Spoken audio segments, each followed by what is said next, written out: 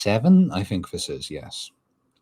So, first things first, I have been spoiled on this chapter. Now, anyone who's watched my streams before, specifically last week's stream, might remember an anecdote I've brought up a couple of times regarding when I've been spoiled, the things I tend to get spoiled on the most, and the things I care about being spoiled on. This week, I have seen so much talk, even before the leaked scanlated chapter came out. I think as soon as the leaks were out, people just couldn't shut up about Sanji having Conqueror's Haki. So I know that that's either confirmed or implied or addressed in this chapter. I know that's the case, but you know what I said last week? I don't really care. I don't really care. I will happily take the sacrifice of being spoiled on who gets this kind of haki if it means I don't know, I didn't know when the Brook flashback was starting. I didn't know we were going into a flashback. I certainly didn't know we were going into a Brook flashback, because the people who are really obnoxious about posting spoilers don't care. They don't care. What they care about is that they can tick a little box on Sanji's wiki page that helps them in their little contests. And I realize I sound condescending. I don't think any less of people who read the series for things like that. That's fine. I feel less. I think less of you if you spoil me on it because you're posting about it as soon as the leaks come out. Yeah, I think less of you then.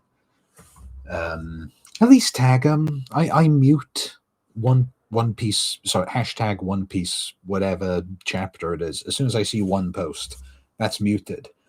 If I'm, as long as people are tagging their spoilers, I don't see it. Again, before even the scanlated chapter was out, just people reading leaks and shouting to the heavens about it. But again, I'm glad I get spoiled on stuff like that so I don't get spoiled on stuff I care about. So if the big dramatic reveal of this chapter is, oh my god, Sanji shows a little bit of Conqueror's Haki, I'm not going to be shocked. Frankly, I wouldn't have been shocked anyway, to be honest. I'll be probably more fascinated by some random thing that happens in a background panel than any relation to Conqueror's Haki. Because you know what? For story purposes, I don't think it matters who has Conqueror's Haki. You know who the big, interesting... The characters I think have been done the best in Elbaf so far? Robin and Brook. I don't need Conqueror's Haki. They don't even need any kind of confirmed Haki, which is its own problem. Don't get me wrong. I have some interest in how Haki is managed, and I think it's a bit questionable that Oda isn't giving it to the other combatant Straw Hats. But, yeah, like, what do I think's going to happen now if Sanji's confirmed to have Conqueror's Haki? Imagine if it's just vaguely implied or not even referenced in this chapter. I should probably be having this rant afterwards, but that's not how I do things. But yeah, let's say he's confirmed to have Conqueror's Haki. Is he gonna move up from fighting the third ranked enemy of each arc to the second? Because no, that's not going to happen. Is it going to enable him to do anything new he hadn't done before? No, not really. Just sort of, a character will be introduced to be arbitrarily a little bit stronger than they would have been before. And now Sanji's that also a little bit of arbitrarily stronger to keep up. That's what Conqueror's Haki is. And until it's given a really interesting way to be used, I don't care. I really don't. So anyway, rant aside, and I hope I haven't put off everybody who's watching this on YouTube. Let's get into the root of the problem.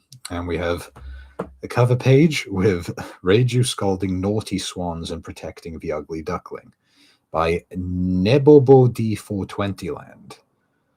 I wonder if they're related to Hong Kong 420 Land. But yeah, I love that. She's holding the bruised Sanji, and yeah, the others are all beaten up. I find it interesting that Sanji's drawn with like gray tone here, Because usually Oda only really uses grey tone for like Shanks's hair and Lunarian skin. Foreshadowing some weird Lunarian stuff with Sanji, maybe? I guess we'll have to see.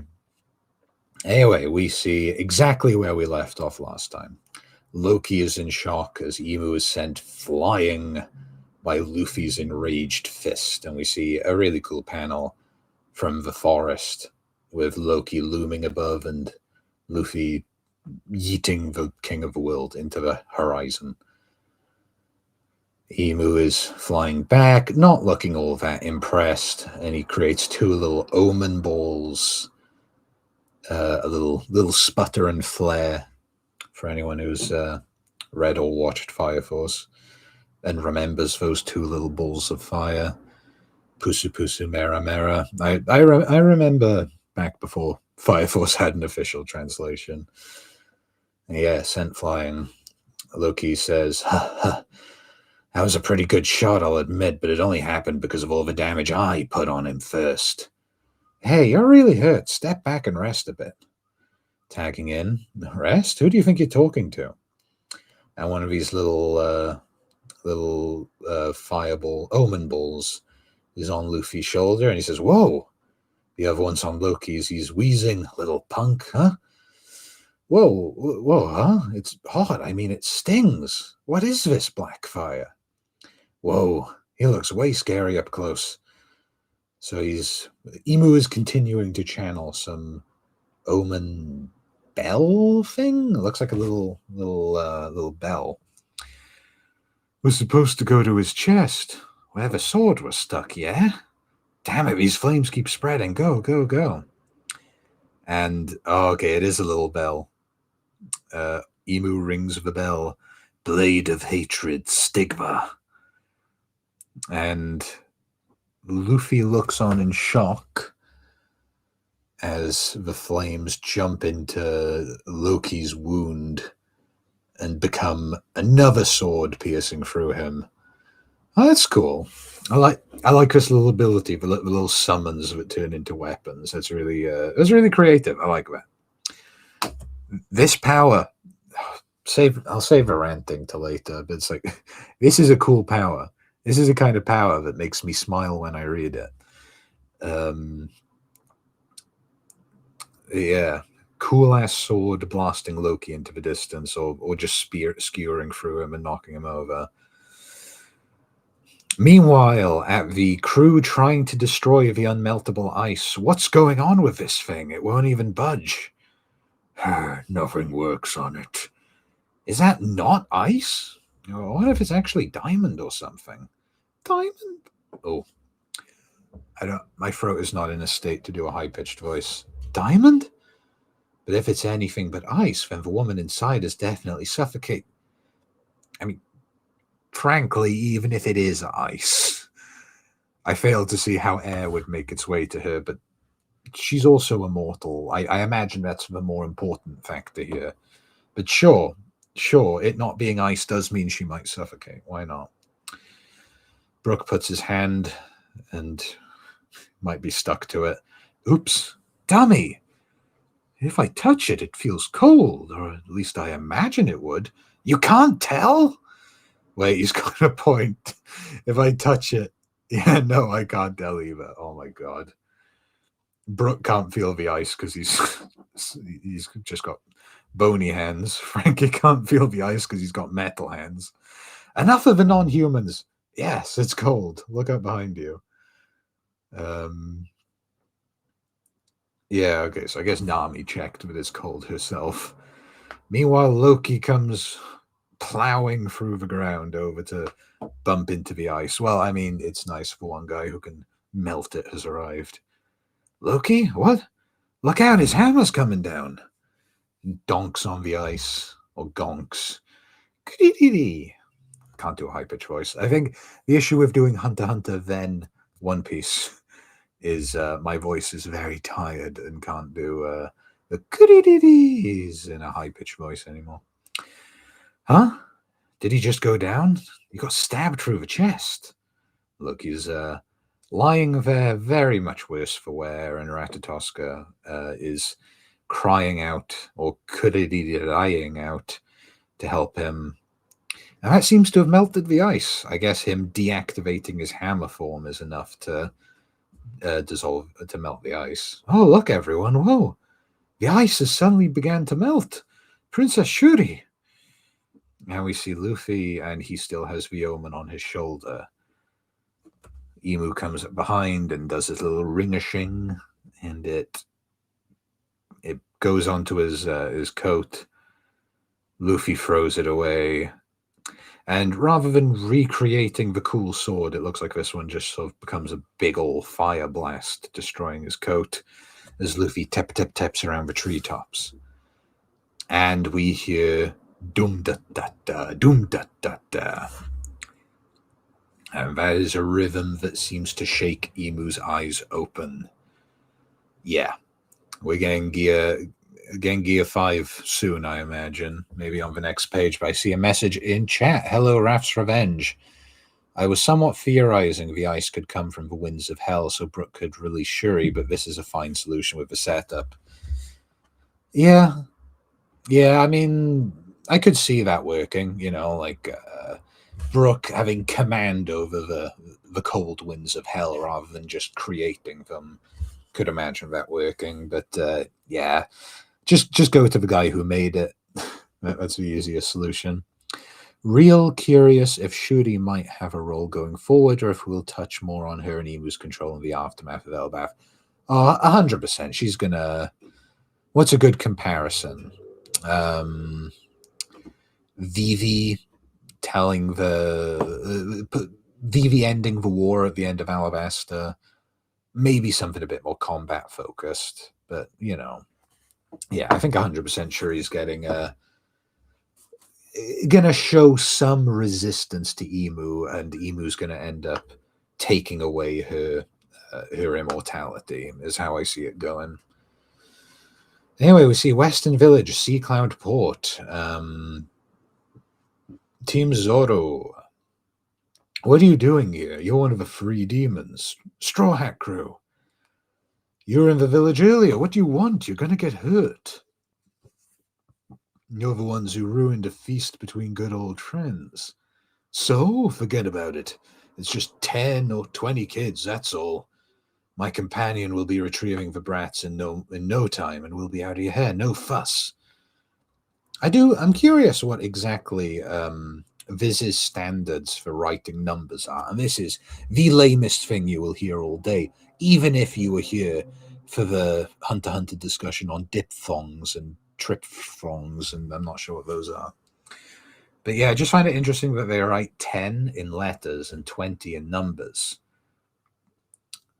Yeah, just curious on what exactly their standards are for that. Anyway, Zoro says, fancy that. My companion just went toward the village, so my guess is yours ain't coming back. I like it when they show faith in each other. Friendship. Yeah, mind if I ask why? I like this Sommer's face. Because he'll be dead. Okay, I'm not sure if that needed to be said, but sure. Gihaha. Sorry. Gihaha. Do you have any idea how on top of our game we are? Of course, they're buffed by omens, and he throws out his thorny sword, whip, pole, pillar. Anyway, over the Western Village, I guess we're going to see Sanji now. I see lots in chat. I've got 5 pages left. Yeah, I'll read chat. I could see that'd be interesting since she's in her 70s, and yeah, I think Gunko would survive if her immortality was taken away. My nightmare scenario is she loses her immortality, she becomes an old lady, and suddenly Oda thinks it's okay to ship her with Brook. I mean, he doesn't ship any characters together, to be honest. Very, very rare. I can't see Brook being one of the few exceptions, but yeah, I'm hoping it doesn't turn into she's old now. Doesn't really matter that Brook, is basically her uncle. Yeah. Wonder how many times they go back and forth. Maybe, yeah. I imagine what I assume, especially because it's like literally in the same speech bubble, that there is a rule. I think I've heard that before. I've looked it up before because I write, and I usually hear that it's like, well, yeah, if you're doing small numbers, just write it in letters. If you're doing big numbers, then like if you're writing a novel and you're writing the number 4,375,600,000 yada yada yada, that could take up more than one line of the book. You've got to think about space. I think there's a cutoff point. I'm not sure if there's universal standards or what Viz's standard might be, but I assume it's somewhere between 10 and 20. But yeah. Anyway, onto the Sanji POV. As though the sky itself had cracked in half. Okay, let's cover the facts. Problem 1. A monster bigger than the giants is taking the children away. Response. Unfortunately, I won't be saving the kids. Problem 2. Their wailing mothers are an unbearable sight. Response. Unfortunately, the monster is a woman. I can't kick her. Added note. The giant warriors refuse to give up on taking back their children. Ripley! Damn it, don't take him away from me. Colin! Mommy, I'm sorry I got caught again. He's suddenly going through puberty. Problem 3. I don't want to see a woman's tears, but I won't take part in that fight, because you're the root of the problem. The giants might lose sight of you, but you can't escape from me. Aha, you're tougher than you look. I'm putting a stop to all of this. You fool, there is an entire world of difference. There is an entire world of difference between toughness and immortality, and that is why you cannot beat me, even if you get rid of me. Even if getting rid of me means that my powers will vanish, I suppose. So go on and try it. Can you eliminate the god of rain? Onward, my blustery deity. Take those brats away. Oh, very scary. Well, I know what you people are weak against. What an amusing thing to say. So are you claiming that you can use color of the Supreme King? That was very easy to get that out of him, to be honest. Very easy to say, oh, I know your weakness. Oh, my weakness? You don't even know that this is my weakness. You can use color of a Supreme King? Go on and kill me if you can. How do you expect to support your captain, an Emperor of the Sea? Sorry. Hey, Gramps, what about me? Can I use Supreme King Haki? You should have the potential for it. Really? However, in your case, for some reason, you possess a streak of masochistic instability. You must be a king too. A king. If you truly want to make Luffy the king of the pirates, and we... Oh, okay, I like that. Oh, this is a cool panel. And we see Gear 5. Oh, okay. Okay. This is a really cool double... It's amazing. I have not been spoiled on this double-page spread. I've not been spoiled that even... I didn't know a single thing Luffy does in this chapter. He doesn't do much, but he goes Gear 5 at least, and we've got a really cool spread with nameplates, Oda boxes, and it's awesome. And yet, the only thing I have seen people talk about online while I've been trying to avoid spoilers is, oh my god, Sanji conquers Haki. And I've got stuff I want to talk about here because I think there is some good character work being put into it. But again, it's just a sponge for spoilers. And it's a sponge I don't care for. It is a very useful sponge to me that it just soaks up all the discussion, and I don't hear about, some cool stuff. Like, I think the emu stuff here is cooler. I think Sanji's little planning things out. The art, the Zaza art is great. And I haven't seen anyone talk about it because everyone is just... And Gunko's been freed. I haven't even finished reading the chapter. I should probably do that first. But all of this has happened, and yet the only thing I've heard people talk about is Conqueror's Haki. The king of the pirates. There thou art, Joy Boy. Quit calling me all these different names. I'm Luffy, the man who will be king of the pirates. And we've finally got Luffy saying that to Emu. Now we have Emperor of the Sea, Monkey D. Luffy, King of the World, Saint Nerona, Emu, in a very interesting font. If I didn't already know his name, I might have trouble here. Yeah, that's awesome. It's such a cool spread. Okay, let me read chat. I see Rafs has been very active. Sanji, she's literally his imaginary friend. But yeah, Zaza. Yeah, I did not see this hype moment. Real confrontation, Oda setting up the title match. It's such a big thing. I mean, I guess it is our protagonist finally meeting the antagonist. But for a split second, I was like, wait, we're not doing the final fight yet, are we? Yeah, I saw the cover page. Not really spoilery, but still kind of sad. It's such a good cover page, too. I only heard it was big for Sanji yesterday. I had no idea what the chapter... Okay. Yeah, I've been spoiled about since the beginning of the week. I don't know if you were here for the beginning, Rafs, but it's like before the scanlations came out, as soon as spoilers were out. I don't even follow that many One Piece accounts. The issue is probably like any time I saw a read through of Undead Unluck, last few years, I'll follow them because, I want to see what they think about Undead Unluck. And, turns out they also probably read One Piece or retweet people who talk about One Piece, and that gets it in the algorithm. I see One Piece, I spend a little bit of time reading non-spoilery One Piece posts, and Twitter thinks I want to see all the spoilery posts too. But yeah, Raph says it also just makes sense for Sanji to remain Zoro's equal as Luffy's wings. Advanced Conquerors is a power that surpasses all, as Kaido said. So Sanji had to at least have the potential. I wonder what it'll look like for him to be a king. I mean, yeah, I definitely wanted to get into discussing this. I've really breezed past it and gone into my rambling, but yikes, good thing I was focused on my tests last week. Well, I hope your tests went well, Rafs. I get a lot of muted terms for OP just in case. I should mute Emu, Sanji, Luffy. I do just mute I think I have hashtag One Piece muted, and whenever I see One Piece number chapter, I mute that too. But yeah, I guess onto the character meaning of this, rather than Sanji will be able to kick stronger guys now. I do like this. You possess a streak of masochistic instability. You must be a king too. And I do find that interesting.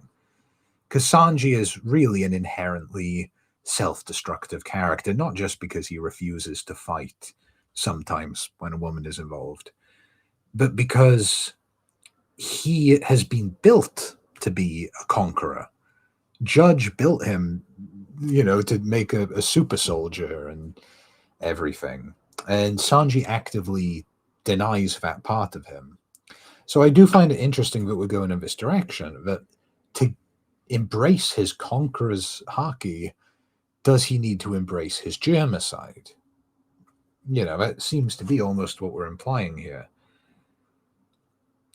There's got to be some compromise, because I very much doubt Oda's going to take the path of, Sanji just starts being evil super soldier, or maybe he realizes that he can embrace those parts of him because his noble spirit is enough to conquer it. Oh, that's probably what it is, isn't it? Sanji himself should be able to accept the cursed parts of him, because why should they decide who he is? He's, maybe he'll totally lean into the germ side of things. And, it won't be like in Wano when he was scared that he hit that woman when it was actually Queen. It's, he knows who he is and what he can do. It's his doubt in himself that is holding him back from Conqueror's haki, from the will of the king. I guess we're finally going to sort of finish that character journey he's been going on since Whole Cake Island, and I'm really excited for that. But yeah, I think this was a great chapter, and I'm really glad I didn't get spoiled on. I mean, I did get spoiled on the focal point of the chapter, but I didn't think we'd be getting like this cool character moment here. I was just sort of thinking it would be Sanji struggling, and then we get a cool double page spread of him dealing damage to Killingham, and Killingham says, "No, the will of a conqueror, it can't be," or something like that. I like that we're building up to it. Yeah, great chapter. I think I'm going to wrap it up here. Of course, now that Hunter x Hunter's back, my streams get a lot longer. Yeah, good stuff. Maybe that's next chapter. Oh, I didn't see that message. Also, just reread the Brook flashback going into today's chapter. It flows better on a binge, but it's still pretty jarring cutting in and out of the emu stuff. This chapter got me back in. So very exciting. Fair. Yeah. My opinion on the Brook flashback is the same as when it started, which is I'm so glad we have it. I really think it's great. I love it. I don't even have problems with the there was like one chapter where it's like, oh, is this all we're getting this week because of the page numbers, the page count? And it's just like, I mean, I don't call that bad pacing. I call it annoying on a weekly read, but I wouldn't say that chapter was poorly paced. I would say Oda's not drawing as many pages as I'd ideally like him to draw, but that's life. That's life and sickness. But yeah, my opinion on the Brook flashback, great, really needed it. Is it a bit weird that it happened where it did? Yes. I don't know when a better time to put it would be. Oh, well. Yeah. Anyway, I think I am going to bring it to an end now. Oh, hope the anime handles his flashback well, maybe expands it a bit. Yeah, I think they will. They'll probably still be sticking to one chapter an episode by the time we get to there. So, yeah, maybe like the montage of him and Gunko growing up. Well, Gunko growing up with him. It's probably going to be like a whole scene, and we get to see every little bit of it, saving the cat, trying on dresses. That's probably going to be like a 1 minute bit for each panel of that montage.